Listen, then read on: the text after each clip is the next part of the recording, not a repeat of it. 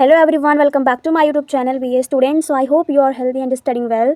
So in this last video we covered that the concept of Janpad and 16 Mahajanpad. So today we are going to study about Gram Swaraj.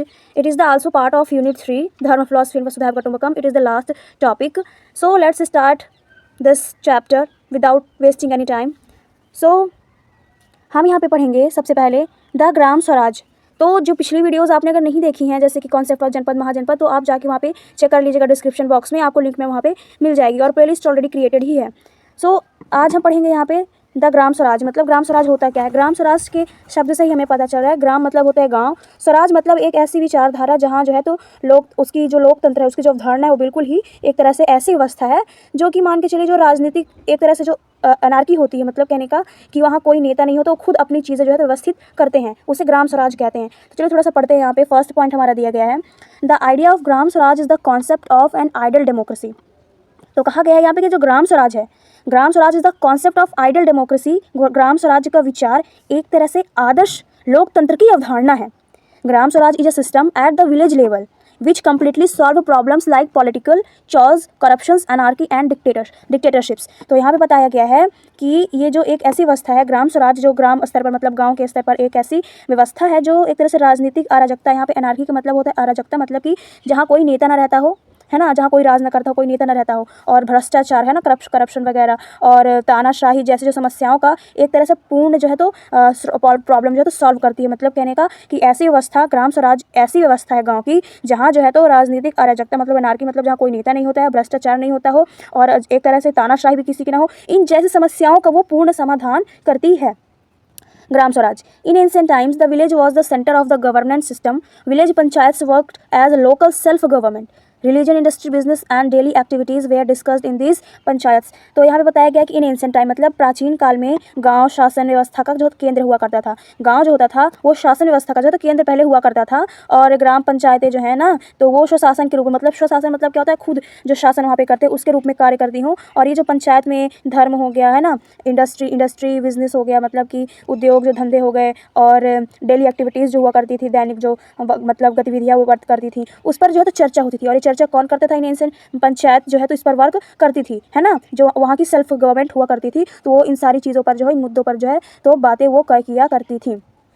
अब third point यहाँ पे हम पढ़ेंगे, in the Vedic era the units of local governance were sabha samiti. तो यहाँ पे बताया गया कि in Vedic era the units of local government were sabha and samiti. At that time the names of administrative units were kul, gram, wish, जन। तो यहाँ पे बताया गया कि वैदिक काल में, इन वैदिक इरा, वैदिक काल में जो तो जो लोकल गवर्नमेंट हुआ करती थी, है ना, स्थानीय शासन की जो भी हुआ करती थी, वो सभा और समिति थी।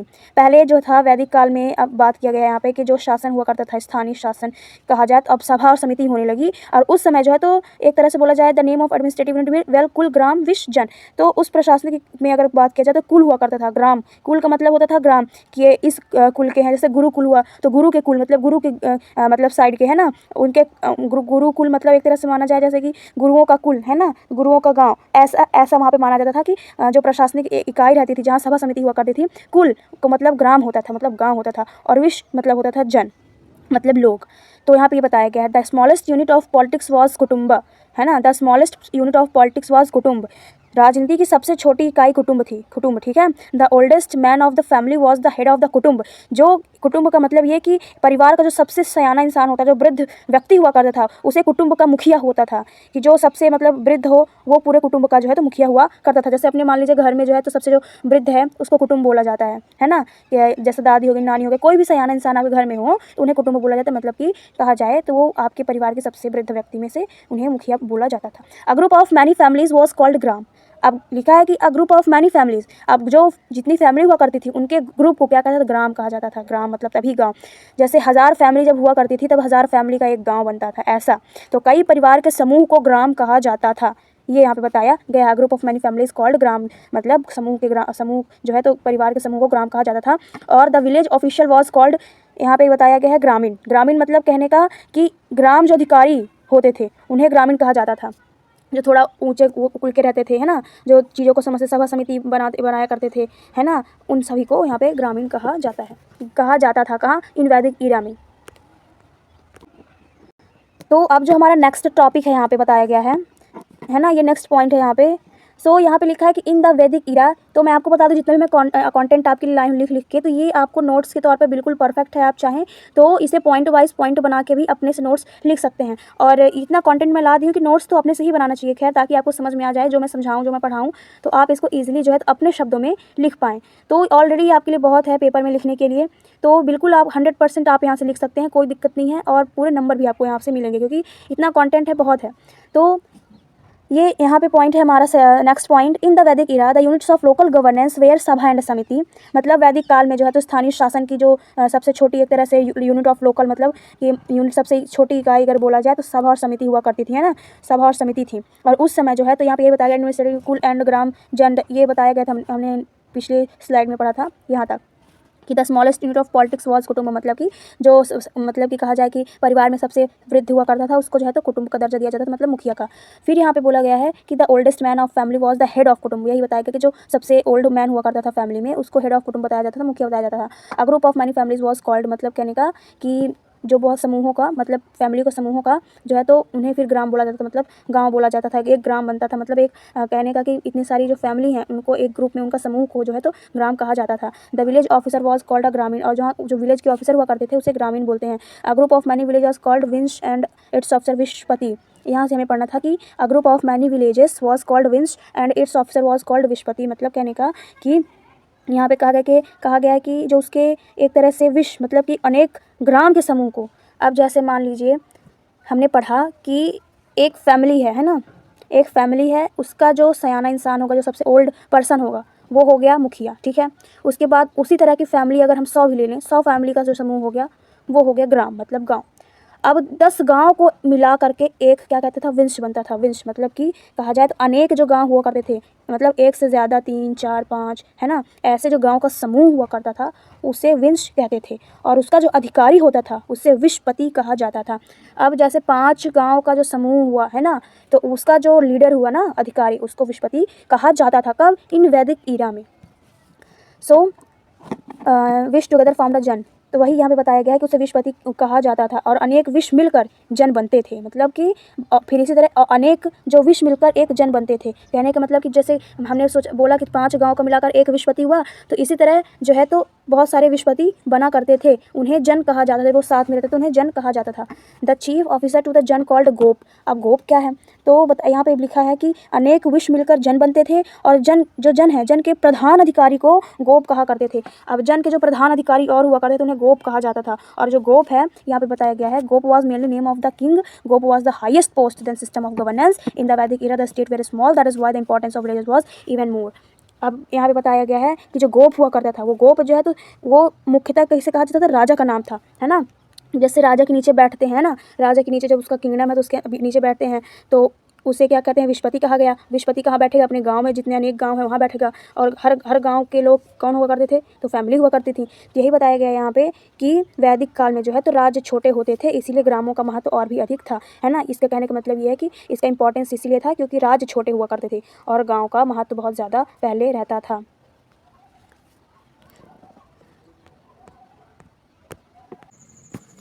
सो यहाँ पे जो टॉपिक हमें दिया गया है, अब इसके बारे में यहाँ पे इसके आगे का है कि यहाँ पे लिखा है कि in the Vedic and post Vedic period panchayat use to solve local problems at local level. Importance feature of Vedic period politics is the election of the ruler. The king is elected in the committee. The chairman of the committee was called Ishan. तो यहाँ पे जो हमें बताया गया है, तो यहाँ पे क्या लिखा है कि वैदिक और जो उत्तर वैदिक काल में जो है तो पंचायतें जो रहती थी वो स्थानीय स्तर पर जो है तो जो मतलब पंचायत थी, है ना, तो वो जो स्थानीय स्तर होता था उसी की समस्याओं का जो है तो समाधान करती थी। जो लोकल प्रॉब्लम होती थी, है ना, लोकल लेवल की, तो उसकी जो है तो समस्याओं का जो है तो कहा जाए तो समाधान करती थी कौन? पंचायत। कहाँ? कब? वैदिक और पोस्ट वैदिक पीरियड में, मतलब कि वैदिक और उत्तर वैदिक काल में। और यहाँ पे लिखा है the king is elected in the committee. The chairman of the committee was called Ishan. मतलब कहने का कि यहाँ पे बताया गया कि जो वैदिक कालीन राजनीति की एक सबसे ज़्यादा महत्वपूर्ण विशेषता अगर कहा जाए तो शासक को चुनाव होना रहता था। जैसे कि यहाँ बताया गया कि an important feature of Vedic period, वैदिक पीरियड का जो इंपॉर्टेंट फीचर था, है ना, वो पॉलिटिक्स था। किस लिए? Is the election of ruler, मतलब कि जो है तो बहुत महत्वपूर्ण विशेषता शासक का चुनाव है। और राजा का चुनाव जो है समिति में ही होता था और समिति के अध्यक्ष को क्या कहा जाता था? ईशान कहा जाता था। हमने सभा समिति के बारे में पढ़ा, तो जो समिति हुआ करती थी, है ना, तो किंग को इलेक्शन करने के लिए, किंग को इलेक्ट करने के लिए जो कमेटी बैठती थी उसका नाम था समिति, है ना। समिति मतलब समिति में होता था और इस समिति के अध्यक्ष को ईशान कहा जाता था। सो अब ये जो हमें यहाँ पे टाइम लाइन दी गई है ना, तो nature of gram Swaraj in the वैदिक एज, वैदिक एज में जो है तो हम पढ़ेंगे ग्राम स्वराज कैसा था, और ये है 5000 से 2500 BC मतलब बिफोर क्राइस्ट। मैं आपको एक टाइम लाइन बता देती हूँ, जैसे एक मान लीजिए टाइम लाइन है ना, तो यहाँ पे ये हो गया ईसा पूर्व का जन्म, यहाँ पे 1 2 3 है ना, तो ये क्या होता था, इधर ये हमारा प्रेजेंट टाइम चल रहा है, ठीक है, ये हमारा प्रेजेंट टाइम है, और इधर जो है तो इधर का ये बताया जा रहा है, जैसे -1 -2 होता था ना, -3, तो बिफोर क्राइस्ट का जो है तो हम इधर पढ़ते हैं, इधर किधर इधर पढ़ते हैं, तो ये जो ईसा पूर्व का जन्म है ना, तो इसके पहले का समय जो है उसे बिफोर क्राइस्ट बोला जाता है। तो बिफोर क्राइस्ट में यही हम 5000 से 2500 BC का हम पढ़ेंगे, कहाँ पे, नेचर ऑफ ग्राम स्वराज इन वैदिक एज में, मतलब ग्राम स्वराज कैसा था वैदिक एज में। फिर यहाँ पे Republic in the sutra period, मतलब कहने का सूत्र काल में जो है तो गणराज्य रिपब्लिक है ना, ये कब से पढ़ेंगे फिर इसको हम 25 से 1500 BC, मतलब कि 2500 से 1500 बिफोर क्राइस्ट, मतलब 2500 से 1500 ईस्वी पूर्व सूत्र काल में जो गणराज्य होता है उनके बारे में फिर यहाँ पे पढ़ेंगे। और तीसरा village swaraj in the epic period, मतलब महाकाव्य काल में, मतलब महाकाव्य एक तरह से कहा जाए तो जैसे महाभारत हुआ करता था है ना, जहाँ बड़े बड़े महाकाव्य लिखे गए, तो उस काल में जो तो ग्राम स्वराज कैसा था उसके बारे में डिस्कस करेंगे। और चौथा यहाँ पे Gram Swaraj in the era of Mahajanapada, Mahajanapada के युग में जो है तो ग्राम स्वराज कैसा हुआ करता था। तो कल ही हमने जो हमारा पिछला वीडियोस था द कॉन्सेप्ट ऑफ जनपद एंड महाजनपद, उसमें हमने जो है तो कल ही पढ़ा था, मतलब इसके बारे में। और आज जो हम पढ़ेंगे तो वो हम पढ़ेंगे ग्राम स्वराज्य कैसा था महाजनपद के युग में। चलिए स्टार्ट करते बिना टाइम वेस्ट किए हुए।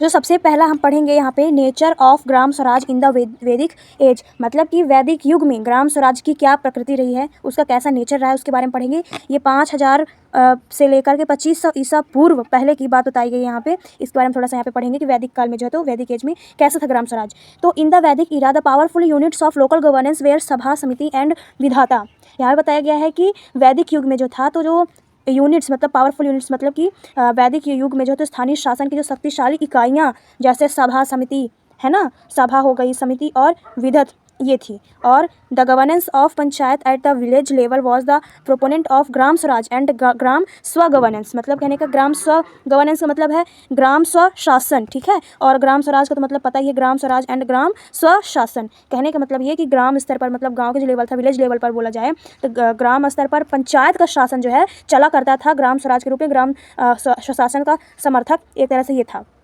तो वहाँ पंचायत के रूप में ये सारी चीज़ें चलती थी, ग्राम स्वराज, ग्राम स्व गवर्नेंस। और ये बहुत ही एक तरह से बोला जाए तो बहुत ही पावरफुल यूनिट्स थी, ग्राम ये सभा समिति एंड विधाता, इसके रूप में जो है तो वैदिक एज में क्या कहते हैं ग्राम स्वराज चलता था।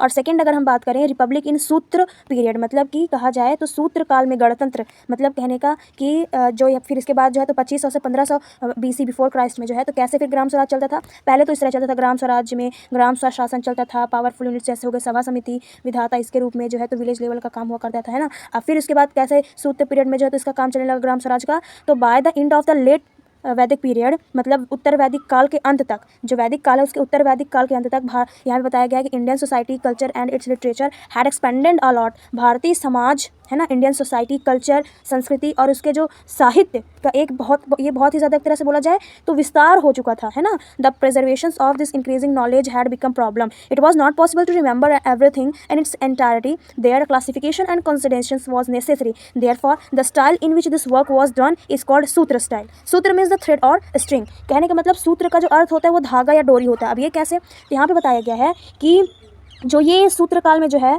तो उत्तर वैदिक काल के लास्ट तक में जो है ना तो भारतीय जो समाज था, इंडियन सोसाइटी, संस्कृति, इन सारी चीज़ों को बहुत ही ज़्यादा एक तरह से बोला जाए तो वाइड, ये बहुत ही ब्रॉड हो चुका था, इसका विस्तार हो चुका था। और इसके बढ़ते हुए ज्ञान है ना, इसका जो ज्ञान है वो बढ़ता गया और इसको संरक्षण करने के लिए एक समस्या बन गया कि कैसे संरक्षण किया जाए, क्योंकि इतने ज्ञान सब पूरे मतलब एक तरह से विस्तार हो चुका था इसका। और सभी को यहाँ पे जो है तो है ना अगर बोला जाए तो सभी को मतलब कहने का कि the classification consideration was necessary, कहने का मतलब ये कि जो इसको याद रखने में जो है तो संभव भी नहीं हो पा रहा था है ना, किसे इतनी सारी जब ज्ञान फैल गई इंडियन सोसाइटी में, कल्चर लिटरेचर ये सारी चीज़ें फैल गई तो इनको भाई इनको तो एक तरह से बोला तो संरक्षण भी करना होगा, इनको लिखना होगा, पढ़ना, ये सारी चीज़ें तो बहुत ज़्यादा याद भी रखने में संभव नहीं हो पा रहा था। और इन्हीं का क्लासिफिकेशन कहा जाए, इन्हीं उनका वर्गीकरण और संक्षेपण बहुत ही ज़्यादा इंपॉर्टेंट था इनका, क्योंकि देखिए क्या होता है कि मान लीजिए गांव है ना, तो गांव में लोग जब बढ़ते जाएंगे है ना, तो ग्राम भी बढ़ता जाएगा, ग्राम जो है हमारा गांव विलेज वो भी बढ़ता जाएगा। अब उनको संभालने के लिए एक अकेला तो नहीं संभाल सकता, इसीलिए क्या हुआ कि उसको संभालने के लिए जो है तो सूत्र स्टाइल अपनाई गई। मतलब कहने का कि जैसे एक गाँव है ना, तो गाँव के नीचे का जो होगा मुखिया के नीचे का जो मुखिया के फिर से नीचे का जो मुखिया होगा जो ग्रामीण स्तर का होगा, ऐसे जो है तो मतलब डोरी टाइप का, मतलब स्ट्रिंग थ्रेड मतलब कि धागा टाइप का जो है तो एक मतलब वो बनाया गया ताकि जो पूरे गाँव में है जो है तो इसका हम देख सके, संरक्षण कर सके, सहयोग कर सके, इसीलिए इसको सूत्र स्टाइल बोला गया है। जिसमें इस शैली में क्या होता था, जो काम हुआ करते थे ना, उनका काम जो है तो वर्गीकरण में हुआ करता था, मतलब सबको क्लासिफिकेशन, मतलब काम जो है तो डिवाइड कर दिया जाता था कि आपको ये करना है, आपको ये करना है। तो इसको जो है तो सूत्र शैली कहा जाता था। कब? सूत्र काल में, जो है उत्तर वैदिक काल के लास्ट तक में। तो यही ये बताया गया है। अब उसी के आगे फिर बताया गया है यहाँ पे कि 2 टाइप्स ऑफ स्टेट्स, है ना। यहाँ पे फिर उसी के आगे बताया सूत्र पीरियड के कि उसी के आगे बताया गया कि 2 types of states have been mentioned in the sutra period, मतलब सूत्र काल में जो है ना 2 प्रकार के राज्यों का हमें उल्लेख देखने को मिलता है। पहला मोनार्की, मतलब कि राजतंत्र, और दूसरा रिपब्लिक, मतलब कि गणराज्य। और पाणिनि, अगर यहाँ बोला जाए पाणिनि के अष्टाध्यायी, मतलब Panini Ashtadhyayi talk about, Panini Ashtadhyayi talks about गण एंड संघ। ये बहुत इंपॉर्टेंट है, ये आ भी सकता है कि पाणिनि के अष्टाध्यायी में गण और संघ की चर्चा है। किसकी? गण और संघ की चर्चा है। तो इसमें पूछा ऐसे ही जाएगा कि पाणिनि अष्टाध्यायी में हुज टॉक अबाउट गण एंड संघ, तो Panini Ashtadhyayi. These were such state in which sovereignty was not the hands of single person but in the hands of a group. The function was the based on dualism parties for the conveyance of administration. The state was divided into many units. तो यहाँ पे हमें बताया गया है कि जो पाणिनि है ना, पाणिनि के अष्टाध्यायी में गण और संघ की चर्चा है, और ये ऐसे राज्य थे जिनमें संप्रभुता, मतलब सवर्निटी भी जो है ना तो हर व्यक्ति में ना होकर के एक समूह के हाथ में हुआ करती थी। और इनका जो कामकाज हुआ करता था ना, मतलब दलों पर आधारित रहता था, है ना। और जो प्रशासन की जो सुविधा हुआ करती थी उसके लिए राज्य के कई इकाइयों में विभाजित किया गया था। मतलब कि यही बताया गया कि एक तरह से कहा जाए तो उन्हीं की सुविधा के लिए जो है तो राज्य के कई इकाइयों को विभाजित किया गया, ताकि जो है तो जो राज्य हुआ करते थे, आपको तो पता है राज्य पहले जो तो छोटे छोटे हुआ करते थे, तो एक तरह से गांव लेवल का तो राज्य हुआ करता था। तो वो जो गांव थे, मतलब जो राज्य था, उनकी इकाइयों में विभाजित किया जाता था, क्लासिफिकेशन किया जाता था। जैसे गाँव बहुत सारे हैं, है ना। मतलब एक अगर आप राज्य की बात करें तो एक राज्य में, तो जैसे यहाँ आज के डेट पर डिस्ट्रिक्ट हो गया है ना, डिस्ट्रिक्ट हम राज्य के अंदर डिस्ट्रिक्ट हो गया, डिस्ट्रिक्ट के अंदर जो है तो विधानसभा हो गए, विधानसभा विधायक वगैरह हो गए, पार्षद वगैरह हो गए। ऐसे ही पहले जो था तो सूत्र पीरियड में क्या रहता था, जो राज्य हुआ करता था, राज्य के अंदर जो है तो एक तरह से बोला जाए तो लोग बैठते थे, फिर उसके अंदर का मुखिया बैठता था, मतलब उसके नीचे का, फिर गांव के स्तर का मुखिया, पंचायत, ये सब चीज़ें यहाँ पे बताई गई कि एक डोरी के रूप में जो तो कार्य किया जाता था। फिर हमें यहाँ थर्ड जो टॉपिक देखने को मिलता है ना, काल, उसका जो हमें टाइम पीरियड देखने को मिलता है, तो विलेज स्वराज इन एपिक पीरियड, मतलब कहने का ग्राम स्वराज जो है एपिक पीरियड में कैसा था, इसकी क्या भूमिका थी, जब महाभारत रामायण जैसी जो महान जो बुक थी वो कैसी लिखी गई एपिक पीरियड में। तो इसके समय में बताया गया कि ग्राम स्वराज कैसा था। तो Ramayana written by Valmiki is not only the greatest book of India but also in the world. It is known from the epic that thousand of year ago when other countries of the world were very backward in terms of knowledge, civilization, culture and mutual behaviours. At that time India was very much developed in all this areas. कहने का मतलब यहाँ पे है कि जो रामायण है उसको वाल्मीकि जी ने लिखी, और ये ग्रेटेस्ट बुक है इंडिया की, बहुत ही महान ग्रंथ है हमारी इंडिया की, यहाँ तक कि इंडिया तक की नहीं बल्कि पूरे विश्व की जो है तो बहुत ही महान बुक है। और तो और बताया गया है इसमें कि it is also known from the epic thousand of years ago, मतलब हज़ारों वर्ष पहले जो है तो ये इसकी जो बोला जाए तो ये एपिक पीरियड में ये लिखी गई। और तो और जो विश्व की और जो कंट्री थी, जब वहाँ पे उन्हें ज्ञान नहीं था, नॉलेज नहीं था, सिविलाइज नहीं हुए थे, उनके पास कोई कल्चर नहीं था, तब बताइए भारत में जो है तो इतना much developed in all this areas, मतलब कि इतना एक तरह से बोला जाए विकसित क्षेत्र भारत में हुआ करता था जहाँ इतनी महान ग्रंथ जो है तो लिखे गए। और यहाँ पे नीचे दिया गया है according to Valmiki these 7 parts of the state, जिसे हम सप्तांग बोलते हैं, यूज टू बी किंग।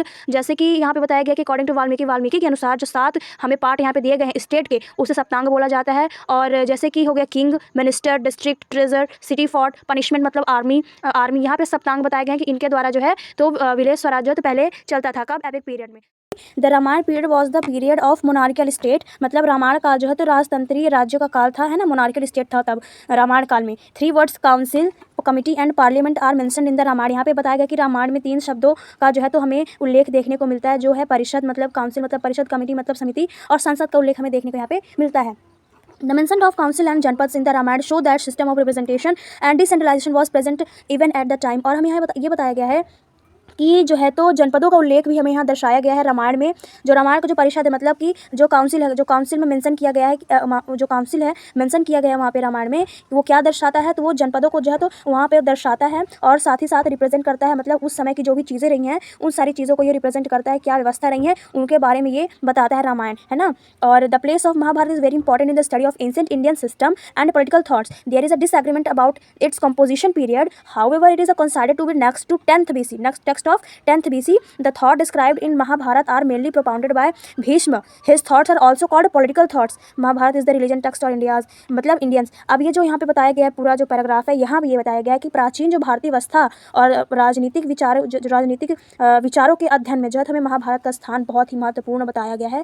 किसमें, किस क्षेत्र में? तो जब प्राचीन भारतीय हमारी व्यवस्था थी, है ना, महाभारत जो इंपॉर्टेंट रोल प्ले करता है जब हम क्या स्टडी करते हैं एंशिएंट इंडियन सिस्टम के बारे में और पॉलिटिकल थॉट्स के बारे में अगर हम बात करें तो रामायण मतलब महाभारत जो है तो बहुत ही ज़्यादा इंपॉर्टेंट हो जाता है। और तो और यहाँ पे बताया गया है कि इसके जो रचना काल को लेकर आज भी डिसएग्रीमेंट है, मतलब कि महाभारत जो है उसके रचना को लेकर आज भी लोग डिसएग्रीमेंट मतलब कि मतलब मतभेद है इसमें कि जबकि हालांकि हाउएवर कंसाइडेड मतलब बताया गया है कि 10th BC में जो है तो इसका ग्रंथ जो है तो माना गया है, लेकिन क्या है अभी भी इसमें डिसएग्रीमेंट चल रहा है, लेकिन ये 10वीं ईसा पूर्व का ग्रंथ माना जाता है क्या, महाभारत। और महाभारत में जो है तो क्या बताया गया है, the thoughts of described in Mahabharata, मतलब महाभारत में जो है तो ये वर्णित जो विचार हैं मुख्यतः भीष्म द्वारा प्रतिपादित है ना, जो भीष्म है उनके द्वारा बताया गया है यहाँ पे। और तो और उनके विचारों को, जो भीष्म है उनके विचारों को राजनीतिक विचार भी कहा गया है। और महाभारत में भारतीय जो धार्मिक ग्रंथ है ना, मतलब महाभारत भारतीयों का जो है तो धार्मिक ग्रंथ है। किसका? मतलब हिंदुओं का एक तरह से बोला जाए तो ये धार्मिक ग्रंथ है। देयर आर 18 पर्व सेक्शन इन द एपिक। और महाभारत में हमें जो है तो 18 खंड देखने को मिलते हैं, 18 पर्व देखने को मिलते हैं। और ये बहुत ही इंपॉर्टेंट टॉपिक है क्योंकि वहाँ पे जो है तो पेपर में पूछता है कि महाभारत में जो महाभारत महाकाव्य उसमें कितने पर्व हमें देखने को मिलते हैं, तो 18 पर्व देखने को मिलते हैं। और महाभारत भारतीयों का धार्मिक ग्रंथ है, भारतीयों का धार्मिक ग्रंथ है। और इनके बारे में बताया गया कि दीज पर्वाज आर मतलब क्या मतलब कहा जाए तो कितने थे, तो 18 थे। तो उनके बारे में पढ़ेंगे जैसे कि आदि, सभा, वर्ण, विराट, उद्योग, है ना। यहाँ पे बताया गया है भीष्म, द्रोण और कर्ण। और यहाँ पे बताया गया शल्य और सैप्तिक, सूत्री, शांति, अनुशासन, है ना। और अश्वमेधा, आश्रमवासी, मौसल, महाप्रस्थानिक। और यहाँ पे बताया गया 18वां जो है स्वर्गारोहण, है ना। ये क्या है, ये 18 पर्व हमें महाभारत में देखने को मिलते हैं। चलिए अब हम नेक्स्ट वीडियो जो हमारा मतलब नेक्स्ट टॉपिक हम उसमें पढ़ेंगे। तो यहाँ पे फिर टॉपिक हमें बताया गया है इसी का कि आगे हमें ये बताया गया है कि Bhishma Parva is very important in Mahabharata because it contains the representative text of Indian religion, philosophy and culture Gita. Thus the subject of Mahabharata is not only political but also religious, philosophical and social. फिर इसके आगे बताया गया है कि महाभारत में भीष्म पर्व का बहुत ही ज़्यादा महत्व है। हमने पिछले वीडियोज़ में जो है तो पिछले स्लाइड में जो है हमने क्या पढ़ा, 18 जो हमारे पर्व बताए गए थे उसमें से जो भीष्म का पर्व है वो बहुत ही महत्व है, उसका बहुत ही ज़्यादा महत्व है क्योंकि उसमें जो है तो भारतीय धर्म, है ना, दर्शन और संस्कृति का हमें प्रतिनिधि ग्रंथ गीता जैसी चीज़ें हमें देखने को मिलती है। इसीलिए महाभारत का विषय न केवल राजनीतिक का है बल्कि धार्मिक, दार्शनिक और सामाजिक भी है। फिर यहाँ पे हमें चौथा जो देखने को मिलता है पॉइंट हमारा, village swaraj in the era of Mahajanapada, मतलब कहने का महाजनपदों के युग में जो है तो ग्राम स्वराज की क्या भूमिका रही है। टिल द लेट वैदिक पीरियड, यहाँ पे बताया गया है टिल द लेट वैदिक period the basis of Aryan kingdom was jan और जाति। और उत्तर वैदिक काल तक जो है तो आर्य राज्यों का आधार जो होता था ना वो जन या जाति थी। उत्तर वैदिक काल में आर्य राज्यों का जो आधार था वो क्या था, जन या फिर जाति थी, है ना। The providence was named after the caste or clan that resided there.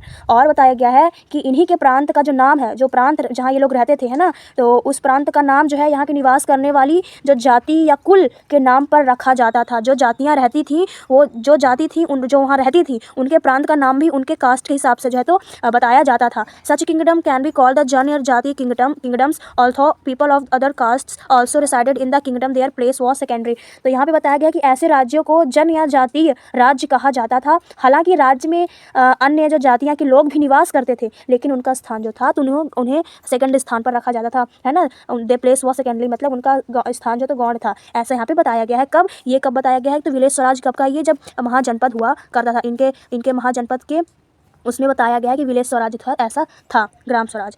तो वहाँ पे जो है तो जो जैसे जाति रहती थी उनके हिसाब से प्रांत का नाम रख दिया जाता था, बाकी को सेकंड स्थान पर रखा जाता था। फिर आगे हम पढ़ेंगे, आगे हमें देखने को मिलता है कि आफ्टर द लेट वैदिक, यहाँ पे बताया गया है आफ्टर द लेट वैदिक period an important change took place in the political life. फिर यहाँ पे बताया गया कि आगे जो है तो हमें बहुत सारी चेंजेस फिर देखने को मिलती हैं, है ना, वैदिक पीरियड के लास्ट तक में। उत्तर वैदिक काल के बाद ये क्या है, आफ्टर द वैदिक पीरियड, मतलब उत्तर वैदिक काल के बाद जो है तो एक बहुत ही इंपॉर्टेंट चेंजेस हुआ राजनीतिक जीवन में, पॉलिटिकल लाइफ में। Due to the settlement of different region different caste started to be called जनपद।